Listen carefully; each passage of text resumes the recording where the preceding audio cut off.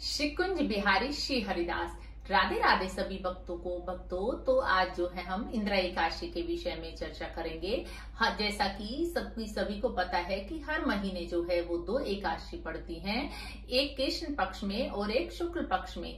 तो अश्विन माह के कृष्ण पक्ष में पड़ने वाली एकादशी का नाम इंदिरा एकादशी है और यही एकमात्र ऐसी एकादशी है जो पितृ पक्ष में पड़ती है।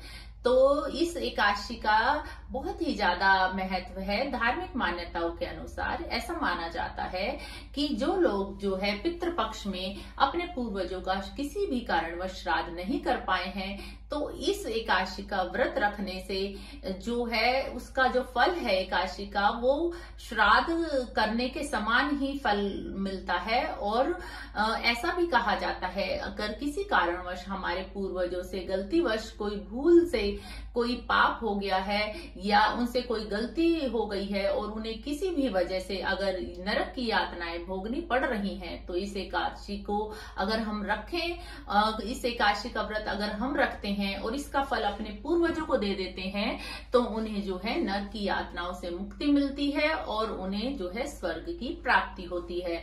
और इस व्रत को रखने से न केवल पूर्वजों को ही स्वर्ग की प्राप्ति होती है, बल्कि व्रत रखने वाले को भी जो है मरणोपरांत स्वर्ग की प्राप्ति होती है। और इस प्रकार हमारे पूर्वज जो है वो हमसे खुश होकर हमें जो है बहुत आशीर्वाद देते हैं और हमारा जो है परिवार है वो हमेशा खुशहाल बना रहता है और हमारे पूर्वजों की कृपा सदा हम पर बनी रहती है। इसलिए सभी भक्तों से निवेदन है कि वो जो है इंदिरा एकादशी का व्रत अवश्य रखें। और किसी कारणवश अगर वो व्रत नहीं भी रख पा रहे हैं, तो इस दिन जो है वो कथा का श्रवण अवश्य करें और चावलों का भोग बिल्कुल भी ना लगाएं और ना ही चावलों का स्वयं सेवन करें।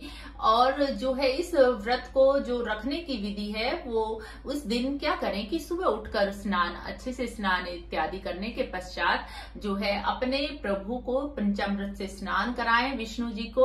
और जिनके घर लड्डू गोपाल हैं या शालिग्राम है या युगल सरकार की सेवा है, तो पंचामृत से स्नान कराएं, दीपक प्रज्वलित करें और उसके पश्चात जो है प्रभु को फूल अर्पित करें। फूल अर्पित करने के बाद जो है वो कथा का श्रवण करें, ज्यादा से ज्यादा राधा नाम का जाप करें। और जो विष्णु जी की पूजा करते हैं वो साथ साथ लक्ष्मी जी की पूजा भी अवश्य करें।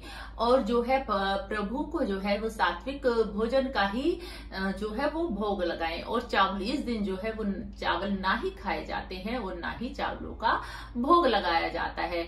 और व्रत करने वाले जो है वो चाहे तो निर्जल व्रत भी रख सकते हैं, चाहे तो जल पीकर भी व्रत रख सकते हैं और कुछ लोग फलाहार पर भी व्रत रख सकते हैं। तो ये तो आपकी शारीरिक सामर्थ्य के अनुसार आप पर निर्भर करता है कि आप इस व्रत को कैसे रखते हैं।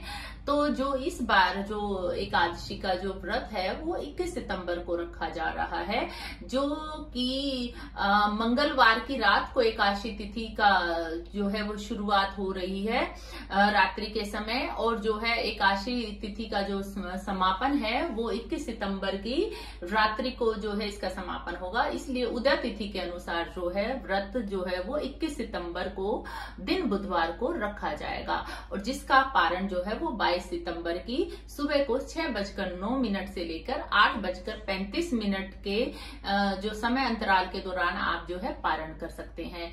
तो इसलिए सभी से निवेदन है कि अपने पितरों की आत्मा की शांति के लिए जो है इंदिरा एकादशी का व्रत अवश्य रखें।